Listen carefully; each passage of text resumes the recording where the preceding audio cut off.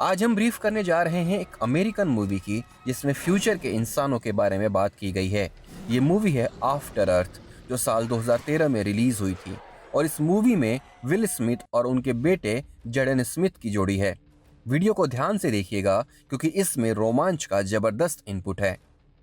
Movie की शुरुआत में ये दिखाया जाता है कि इंसान धरती को छोड़कर दूसरी दुनिया में रहने लगे हैं, क्योंकि धरती अब इंसानों के रहने लायक नहीं है।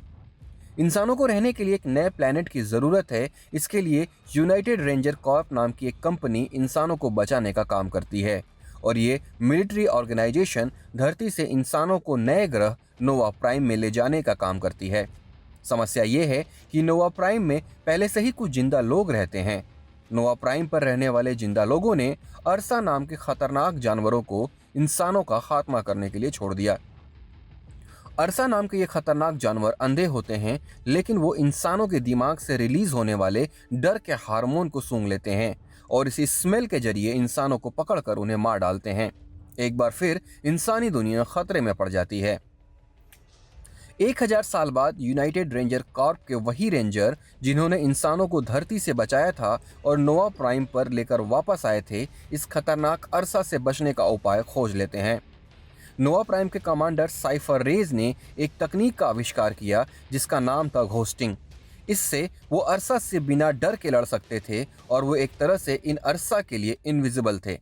इस टेक्निक से रेंजर्स डर पर पूरी तरह से काबू पा सकते थे और उनके दिमाग से डर का हार्मोन रिलीज नहीं होता था।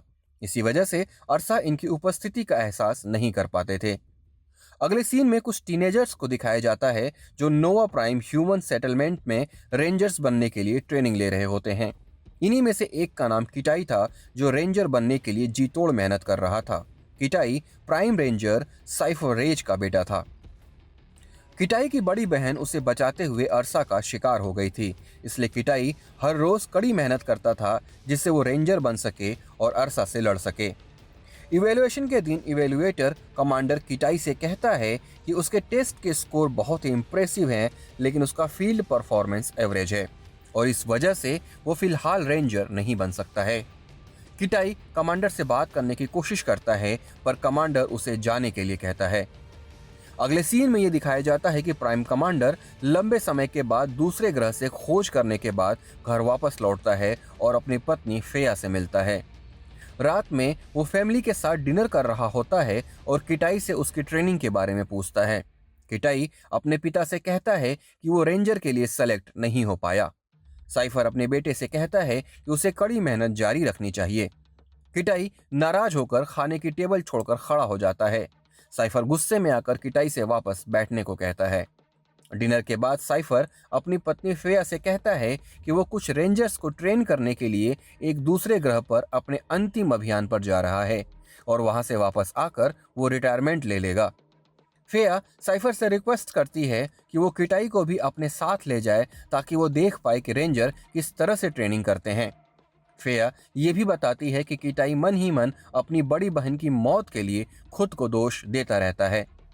अगले दिन साइफर और किटाई अपने अभियान पर जाने के लिए तैयार होते हैं। अभियान पर निकलने से पहले एक रेंजर जो अपना एक पैर खो चुका होता है, वो साइफर के पास आता है और उसे अपनी जान बचाने के लिए शुक्रिया अदा करता है। ये रेंजर एक पैर पर खड़े होकर साइफर को सैल्यूट करता है। किटाई ये सब देख रहा होता है और ध्यान से देखता है कि कैसे बाकी रेंजर्स उसके पिता का सम्मान करते हैं। रेंजर्स अपने साथ एक अरसा को भी जहाज में साथ लेकर जाते हैं, जिसका इस्तेमाल वो अपनी ट्रेनिंग में करने वाले हैं। और फिर ये जहाज अपनी मंजिल की तरफ रवाना हो जाता है। जहाज के सफर में साइफर अपने बेटे किटाई को कहता है कि वो अपनी सीट बेल्ट बांध ले और बाकी रेंजर्स की तरह वो भी सो जाए। लेकिन कुर्सी पर बैठकर किटाई को नींद नहीं आती है और वो वहां से उठकर उस रेस्ट्रिक्टेड एरिया में चला जाता है जहां अरसा को रखा गया है। यहाँ पर उसे एक रेंजर द्वारा रोक लिया जाता है और बिना परमिशन के इस जगह पर आने के लिए उसका मजाक उड़ाता है। रेंजर्स का एक ग्रुप किटाई को अरसा के पास जाने के लिए कहता है ताकि वो देख पाए कि किटाई भी अपने पिता की तरह निडर है या नहीं। यहाँ पर अरसा किटाई के डर को सूंघ लेता है और आवाजें निकालने लगता है। इसके बाद साइफर की नींद खुल जाती है और वो जहाज के ग्रेविटेशनल फोर्स की जांच करने के लिए अपनी अंगूठी में लगी तकनीक का इस्तेमाल करता है। उसे महसूस होता है कि कुछ तो गड़बड़ है। साइफर रेंजर्स को ऑर्डर देता है कि वो जहाज के कार्गो को संभालें। किटाई को ऑर्डर मिलता है कि वो अपनी सीट पर लौटे और अपनी सीट बेल्ट बांध ले। साइफर जहाज के पायलट से उल्का पिंड के टकराने के बारे में पूछता है। थोड़ी देर बाद पायलट को महसूस हो जाता है कि वो टकराने वाले हैं। उल्का पिंडों से टकराने से जहाज हिलने लगता है और इन टक्करों की वजह से जहाज को काफी नुकसान होता है। रेंजर्स इस हादसे से घबराने लगते हैं और इन सब के बीच सिर्फ किटाई होता है जो सीट बेल्ट से बंधा होता है और काफी डरा हुआ होता है। साइफर पायलट को ऑर्डर देता है कि वो वार्म होल से बाहर निकले और आखिरकार वे उल्का पिंड की बारिश से बचकर बाहर निकल जाते हैं। हालांकि जहाज को काफी ज्यादा नुकसान हो जाता है और अब वो ज्यादा देर तक उड़ नहीं सकता था। इसका अर्थ ये था कि उन्हें जल्द ही किसी ऐसे ग्रह पर उतरना होगा जो इंसानों के रहने के लायक हो। ऐसे किसी ग्रह की तलाश में पायलट पृथ्वी के नजदीक पहुंच जाता है।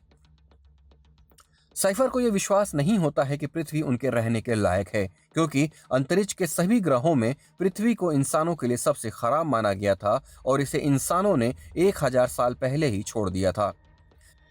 लेकिन साइफर के पास कोई और चारा नहीं था, क्योंकि जहाज पर अब उनका कंट्रोल नहीं था और वो बहुत तेजी से पृथ्वी की तरफ बढ़ रहे थे। साइफर अपने बेटे के पास पहुंचता है और उससे शांत रहने को कहता है। किटाई को वही सीन दिखता है जिसमें उसे बचाते हुए उसकी बहन अरसा का शिकार हो जाती है। जहाज जैसे ही पृथ्वी के ग्रेविटेशनल फोर्स के दायरे में आता है, ठीक इसी वक्त जहाज टूटने लगता है और किटाई को छोड़कर बाकी सभी जहाज से नीचे गिरने लगते हैं। किटाई भी बेहोश हो जाता है और उसका जहाज धरती के सतह से टकराता है, यानी कि धरती पर इंसानों का 1000 साल बाद फिर से आगमन हो गया। कुछ देर बाद किटाई को होश आता है और वो अपने आसपास कुछ मरे हुए रेंजर्स को देखता है। किटाई को उसके पिता साइफर भी दिखते हैं, जिनसे वो लिपट जाता है। किटाई चौंक जाता है जब वो ये देखता है कि उसके पिता अभी भी जिंदा हैं, लेकिन इस हादसे से साइफर के दोनों पैर खराब हो जाते हैं और अब वो अपने पैरों पर खड़ा नहीं हो सकता था। साइफर अपने बेटे से पूछता है कि कितने लोग जिंदा बचे हैं। किटाई कहता है कि उन दोनों के अलावा सभी मर चुके हैं। सबसे खराब बात यह थी कि जहाज का पिछला हिस्सा कहीं और जाकर गिरा है और इसी हिस्से में खतरनाक जानवर अरसा को भी रखा गया था। साइफर अपने बेटे से कहता है कि इतनी ऊंचाई से गिरने के बाद हो सकता है कि अरसा मर गया हो, फिर भी किटाई को सावधान रहना होगा। साइफर किटाई से बीकन नाम के इंस्ट्रूमेंट को खोजने के लिए कहता है, जिससे वो अपने ग्रह नोवा प्राइम पर सिग्नल भेजकर अपने लोकेशन के बारे में बता सकें। हालांकि बीकन पूरी तरह से डैमेज हो चुका था और इससे दोनों को बहुत ही निराशा होती है। किटाई साइफर को कंट्रोल पैनल तक लेकर आता है, जो अभी भी काम कर रहा था। यहाँ से साइफर जहाज के उस हिस्से की लोकेशन पता कर लेता है जहां पर दूसरा बीकन रखा हुआ था, और यह जहाज के पिछले हिस्से में था जहां पर अरसा को रखा गया था। कंट्रोल पैनल के होलोग्राम से यह पता चलता है कि दूसरा हिस्सा इनसे 100 किलोमीटर दूर गिरा है। बीकन के बिना वो अपने ग्रह पर सिग्नल नहीं भेज सकते थे और ऐसा ना होने पर वो अपने घर भी नहीं लौट सकते थे। साइफर चलने की कंडीशन में नहीं है, इसलिए ये काम अब किटाई को ही करना होगा। साइफर रास्ते में पड़ने वाले खतरों के बारे में किटाई को आगाह करता है और ये बताता है कि बीते 1000 साल में धरती पर खतरनाक जानवर रहने लगे हैं और किटाई को इनसे बचते हुए बीकन हासिल करना होगा। साइफर कहता है कि वो कंट्रोल पैनल से उस पर नजर रखेगा और रास्ते में उसे लगातार गाइड करता रहेगा। साइफर किटाई को अपना हथियार, अपनी कलाई पर लगी एडवांस टेक्निक मशीन और ऑक्सीजन फ्लूइड के 6 कैप्सूल्स देता है ताकि वो अपनी हिफाजत कर सके। धरती पर ऑक्सीजन का लेवल काफी कम है, इसलिए किटाई को ये कैप्सूल बीच बीच में इस्तेमाल करना होगा। अपनी जर्नी की शुरुआत में किटाई एक सीधे खड़े पहाड़ पर चढ़ता है। ऊपर पहुंचकर धरती के कई जीवों को देखकर वो आश्चर्यचकित हो जाता है। पृथ्वी पर मौसम काफी बदल चुका है, इसलिए यहाँ की रातें बहुत ही ठंडी हो जाती हैं। साइफर किटाई से कहता है कि उसे रात में हॉटस्पॉट पर पहुंचना होगा, जो जियोथर्मल एनर्जी के कारण हर रात बनता है। इसके बाद साइफर अपने पैरों की जांच करता है और ये पाता है कि वो बुरी तरह से डैमेज हैं। लिहाजा वो पेन किलर दवाइयों का इस्तेमाल करता है और इसकी वजह से वो कुछ देर के लिए नींद महसूस करने लगता है। दोपहर के वक्त किटाई एक जंगल में पहुंचता है। यहाँ साइफर अपने मॉनिटर पर देखता है कि कोई जानवर किटाई के नजदीक आ रहा है और उसे सावधान रहना होगा। किटाई के पास एक बंदर पहुंचता है जो 1000 सालों में काफी बदल चुका है और खतरनाक हो चुका है। किटाई डर जाता है और एक पत्थर उठाकर बंदर को मारता है। इससे बंदरों का एक पूरा झुंड किटाई पर हमला कर देता है। साइफर किटाई को भागने का रास्ता बताता है और किटाई अपनी जान बचाने के लिए एक नदी में कूद जाता है, जिसके बाद बंदर उसका पीछा करना छोड़ देते हैं। किटाई एक नई जगह पहुंचता है जहां उसके शरीर पर खून चूसने वाले जोंक चिपक जाते हैं। किसी तरह से जोंक को किटाई अपने शरीर से अलग करता है, पर यह जोंक अपना जहर किटाई के खून में छोड़ चुका होता है। किटाई की आंखों की रोशनी कम होने लगती है और उसके शरीर के अंग काम करना बंद करने लगते हैं। साइफर उसे ऑर्डर देता है कि वो अपने मेडिकल किट से जहर का एंटीडोट इंजेक्शन का इस्तेमाल करे। किटाई इंजेक्शन को यूज करता है और बेहोश होकर वहीं गिर जाता है। थोड़ी देर बाद साइफर किटाई को उठाता है और कहता है कि टेम्परेचर तेजी से नीचे गिर रहा है और अगर उसे बर्फ में जमकर नहीं मरना है तो उसे जल्द से जल्द किसी हॉट स्पॉट पर पहुंचना होगा। किटाई उठता है और ये देखता है कि अब वो जहरीले जोंक के जहर से पूरी तरह से सुरक्षित है। वो आगे बढ़ता है। इस दौरान साइफर अपने पैरों की सर्जरी करता है ताकि वो कुछ बेहतर महसूस कर सके। हालांकि साइफर को यह पता होता है कि अब उसके पास ज्यादा समय नहीं बचा है। इसी वक्त साइफर उस पल को याद करता है जब उसने अपनी बेटी की मौत के पहले उसका बर्थडे सेलिब्रेट किया था। इस दौरान किटाई पहले हॉटस्पॉट तक पहुंच जाता है और अपने ऑक्सीजन कैप्सूल्स चेक करता है। वो ये पाता है कि इसमें से 2 कैप्सूल टूटकर खराब हो गए हैं, जिसका मतलब ये है कि किटाई को बहुत ही जल्द अपनी मंजिल तक पहुंचना होगा। किटाई ये जानता था कि वो इस बात को अपने पिता को बताएगा तो वो वापस लौटने को बोलेंगे, इसलिए वो साइफर से झूठ बोलता है कि सब कुछ ठीक है। इस रात किटाई अपने पिता से पूछता है कि आखिर उन्होंने कैसे पहली बार अरसा को मारने के लिए घोस्ट टेक्निक की खोज की थी। साइफर बताता है कि वो अपनी ट्रेनिंग के दौरान रनिंग कर रहा था और तभी एक अरसा उसके सामने आ गया।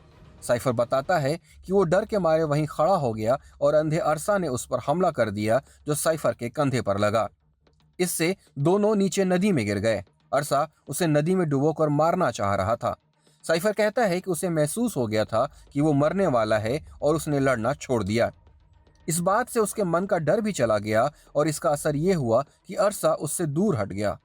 इस मौके का फायदा उठाकर साइफर ने उसे मार दिया। इंसानों को यह जानने में 1000 साल लग गए कि डर को दूर रखकर वो आसानी से अरसा को मार सकते हैं।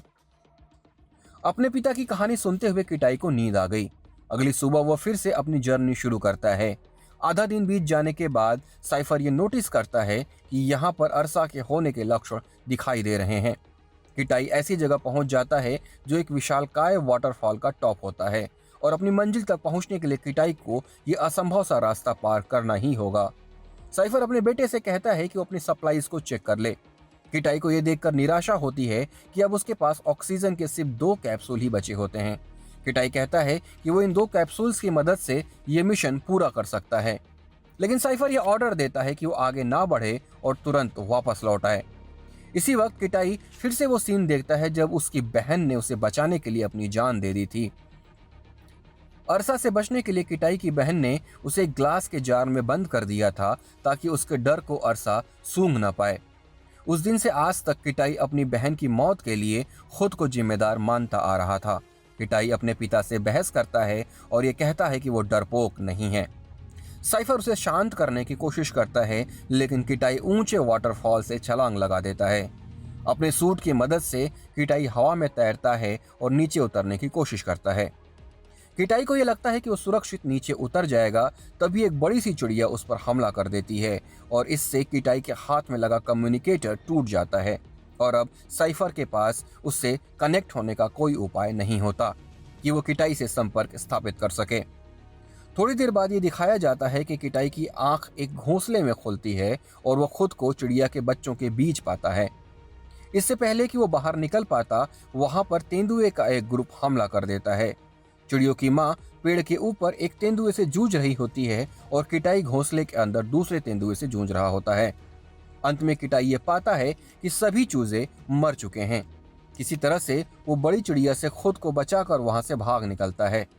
इन सब के बीच साइफर अपने सैटेलाइट मॉनिटर्स की मदद से किटाई को खोजने की कोशिश करता रहता है। साइफर अपने 2 रेंजर्स को पेड़ों पर लटकते हुए पाता है, जिससे ये साफ हो जाता है कि अरसा इस एरिया में है और जिंदा है। इधर किटाई एक गुफा में शरण लेता है और अपने पिता के कम्युनिकेटर सिस्टम के बिना ही रात बिताता है। किटाई अपनी मेमोरी का इस्तेमाल कर दीवार पर एक नक्शा बनाता है जो उसने जहाज के होलोग्राम में देखा था और वो अपनी याददाश्त के आधार पर आगे बढ़ने का फैसला करता है। अगली सुबह किटाई फिर से अपनी जर्नी शुरू करता है, लेकिन वो पाता है कि वो बड़ी चिड़िया हर जगह उसका पीछा कर रही है। दोपहर के दौरान किटाई को सांस लेने में परेशानी होती है और वो अपने पास आखिरी बचे ऑक्सीजन कैप्सूल का इस्तेमाल करता है।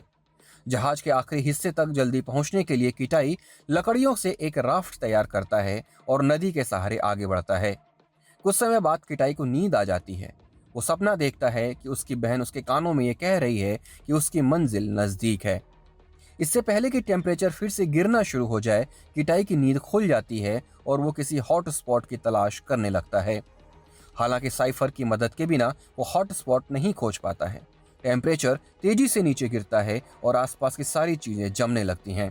किटाई भी बेहोश होकर गिर जाता है और अचानक ही कोई चीज उसे घसीटने लगती है और उसे घसीट कर एक सुरक्षित गर्म जगह ले जाती है। अगली सुबह किटाई की नींद खुलती है और वो देखता है कि उसी बड़ी चिड़िया ने उसकी जान बचाई है जो लगातार उसका पीछा कर रही थी। इस चिड़िया ने अपने बच्चे की तरह किटाई को अपने पंखों के नीचे ढक लिया था। किटाई चिड़िया को थैंक्स बोलता है, लेकिन वो ये नोटिस करता है कि उसे बचाने की कोशिश में चिड़िया ने अपनी जान दे दी है। किटाई के लिए ये पल परेशान करने वाला है। हालांकि समय बर्बाद न करते हुए किटाई अपनी मंजिल की तरफ बढ़ता है और आखिरकार जहाज के उस पिछले हिस्से के पास पहुंच जाता है जिसकी उसे तलाश थी। किटाई को यहाँ ऑक्सीजन के कैप्सूल्स मिलते हैं जिसका इस्तेमाल कर वो खुद को स्टेबल करता है। वो ये देखता है कि अरसा को कैद करने वाला पिंजरा खुला हुआ है और वो कहीं आसपास ही हो सकता है। किटाई को एक बीकन मिल जाता है। जहाज के पिछले हिस्से में रखे पैनल की मदद से वो साइफर को कांटेक्ट भी कर लेता है। साइफर इस दौरान आधी बेहोशी की हालत में था। अपने बेटे को जिंदा पाकर साइफर की जान वापस लौट आती है। हालांकि किटाई कुछ टेक्निकल इश्यूज की वजह से अपने पिता की आवाज को नहीं सुन पाता है। किटाई बीकन का यूज करता है, लेकिन एटमॉस्फेरिक इंटरफेरेंस की वजह से बीकन काम नहीं करता है। साइफर कहता है कि वो बीकन का इस्तेमाल किसी और जगह से करे, लेकिन किटाई उसे सुन नहीं सकता था और वो निराश होता जा रहा था। तभी किटाई को एक ज्वालामुखी दिखाई देता है और वो तय करता है कि वो ऊंचाई पर जाकर बीकन का इस्तेमाल करेगा। लेकिन किटाई की समस्या का अंत अभी नहीं हुआ था। अरसा ने किटाई के प्रेजेंस को फील कर लिया था और उसके डर को सूंघते हुए वो उसके पास पहुंच गया था। साइफर अपने मॉनिटर पर अरसा के प्रेजेंस को देख सकता था और वो किटाई के लिए चिंतित था। किटाई अरसा से बचने की कोशिश करता है, लेकिन वो उसका पीछा करता रहता है। किटाई अरसा से बचने के लिए पानी के भीतर छलांग लगा देता है और वहां से बाहर निकलता है। अचानक ही धरती का तापमान नीचे गिरने लगता है और किटाई ठंड से जमते हुए नीचे जमीन पर गिर जाता है। इसी वक्त साइफर भी अपनी चोट के कारण बेहोश हो जाता है। अरसा धीरे धीरे किटाई की तरफ बढ़ रहा होता है। किटाई अपने पिता की बातों को याद करता है कि डर कभी भी असली नहीं होता है और वो सिर्फ उसके दिमाग में है। किटाई अपने डर पर काबू पाता है और शांत हो जाता है। अरसा किटाई के ऊपर से निकल जाता है क्योंकि डर के स्मेल के बिना अरसा को इंसानों की मौजूदगी का पता नहीं चल पाता। अपने डर पर काबू पाते हुए किटाई अपने पिता के हथियार से अरसा पर हमला करता है और उसे मार डालता है। फिर किटाई बीकन का यूज कर नोवा प्राइम पर सिग्नल भेजता है। अगले सीन में किटाई नोवा प्राइम से आए हुए रेस्क्यू शिप पर दिखाई देता है, जहां सभी रेंजर्स उसे देख रहे होते हैं और उसकी बहादुरी की तारीफ करते हैं। साइफर एक बेड पर लेटा होता है जिसका इलाज चल रहा होता है। अपने बेटे को देखने के बाद साइफर रेंजर्स की मदद से खड़ा होता है और अपने बेटे को एक सच्चे रेंजर के रूप में सैल्यूट करता है। ये मूवी बाप और बेटे के गले लगने के भावुक कर देने वाले सीन के साथ ही खत्म हो जाती है और रेस्क्यू शिप नोवा प्राइम पर वापस लौट जाता है। इस तरह के और वीडियो देखने के लिए चैनल को सब्सक्राइब जरूर करें। एक लाइक और शेयर आपके लिए कोई बड़ी बात नहीं है, लेकिन हमारे लिए आपका ऐसा करना बहुत मायने रखता है। चैनल को अपना सपोर्ट देते रहिए। Thanks for watching.